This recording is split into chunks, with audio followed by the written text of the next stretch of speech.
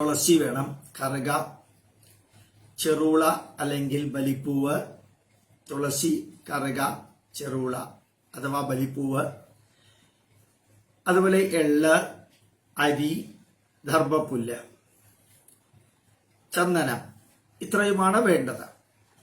ഇത് ഒന്ന് മനസ്സിൽ വെച്ച് കഴിഞ്ഞാൽ വലിയ ബുദ്ധിമുട്ടില്ലാതെ നമുക്കത് ശേഖരിച്ച് താമ്പാളത്തിൽ വെക്കാൻ സാധിക്കും.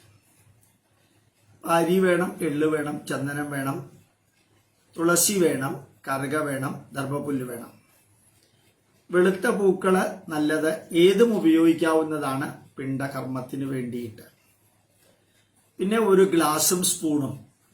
യഥാർത്ഥത്തില് ഇതാണ് പഞ്ചപാത്രം എന്ന് പറയുന്നത്. ഒരു സ്പൂൺ ഇതാണ് പഞ്ചപാത്രം. ഇത് വെള്ളി കൊണ്ട് ഉണ്ടാക്കിയതാണ്, ചെമ്പ് കൊണ്ട് ഉണ്ടാക്കിയതുണ്ട്, പിച്ചള കൊണ്ട് ഉണ്ടാക്കിയതുണ്ട്.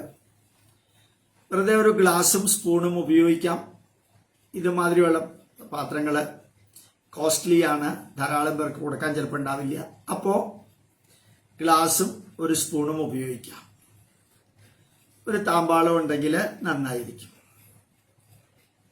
ഇത്രയുമാണ് യഥാർത്ഥത്തിൽ നമ്മളുടെ പിതൃബലിക്ക് ആവശ്യമുള്ളത്.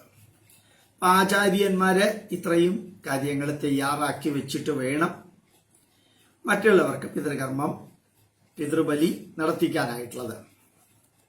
ഈ പിതൃബലി നടത്തുമ്പോൾ ആദ്യം നമ്മൾ ചെയ്യിക്കേണ്ടത് ആചാര്യന്മാർക്കുള്ള ക്ലാസ്സാണ്. 3 ഭാഗമായിട്ട് നൽകുന്നത്. ആദ്യം നമ്മൾ ചെയ്യേണ്ടത് വളരെ വൃത്തിയായിട്ടുള്ള സ്ഥലത്ത് എല്ലാവരോടും ഇരിക്കാൻ പറയാം, നല്ല ഭംഗിയായിട്ട് ഇരിക്കാൻ പറയാം. കാലൊക്കെ മടക്കിയിരിക്കാൻ പലർക്കും ബുദ്ധിമുട്ടായതുകൊണ്ട് ശരിക്കിരിക്കാൻ പറയാം. അവരിയ്ക്കുന്നത് അവർക്കൊരു ഭാരമാവരുത്, വേദനയാവരുത്. അതേപോലെ നമ്മൾ ഓർമ്മിക്കാനുള്ളത്, ആരെങ്കിലും ചോദിക്കുകയാണെങ്കിൽ പറയാനുള്ളത്, നമ്മൾ ജീവിച്ചിരിക്കുന്ന കാലം വരെ പിതൃകർമ്മം നടത്തണം.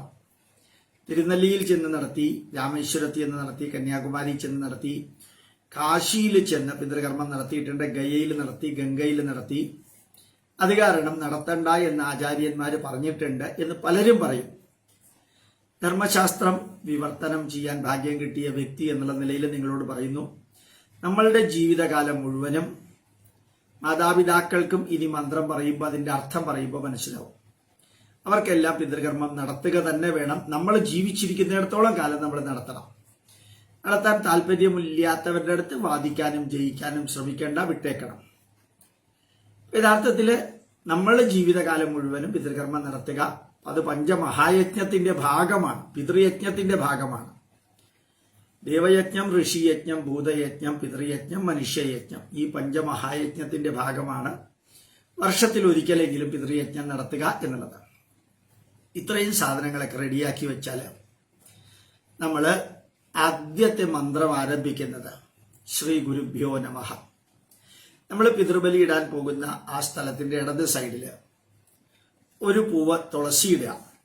തൊഴുതുകൊണ്ട് നമ്മളുടെ ഗുരുക്കന്മാരെ പ്രാർത്ഥിക്കുക. ശ്രീ ഗുരുഭ്യോ നമഃ എന്നാണ് മന്ത്രം. വലത് സൈഡിൽ ഒരു പൂവിട്ടിട്ട് എവിടെ വേണമെങ്കിലും ഇടാം, വലിയ പ്രശ്നമൊന്നുമില്ല.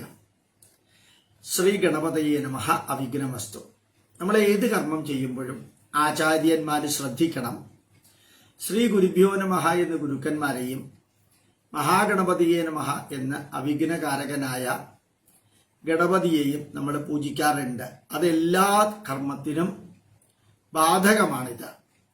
ആദ്യം ചെയ്യേണ്ടത് ഗുരുവന്ദനം, ഗണേശവന്ദനം. പ്രത്യേകിച്ച് വിളക്കോ ബാക്കിയുള്ളത് ഒന്നും വേണമെന്നില്ല. ഉണ്ടെങ്കിൽ വെക്കുന്നതിൽ തറക്കേടുമില്ല, എവിടെയെങ്കിലും ഒരു സ്ഥലത്ത് വെച്ചാൽ മതി.